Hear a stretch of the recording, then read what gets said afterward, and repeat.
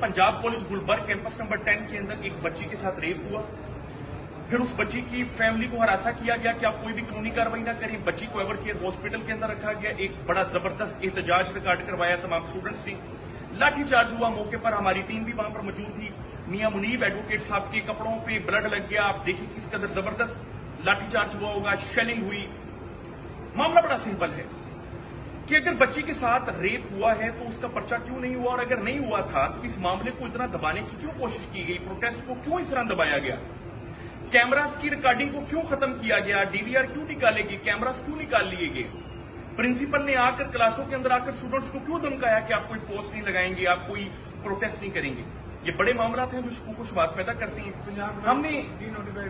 हमने एक habeas petition file की है। इसी के दौरान हमें मजीद इंफॉर्मेशन मियां मुनीब एडवोकेट तारिक साहब से मिली है कि पंजाब कॉलेज के गुलबर्ग कैंपस को डी नोटिफाई कर दिया गया रजिस्ट्रेशन के प्रोसीजर के हवाले से। मामला यह है कि इस हेबियस पिटीशन के अंदर हमने लड़की की रिकवरी की डिमांड की है। कल के लिए इसमें ऑर्डर हो गया है।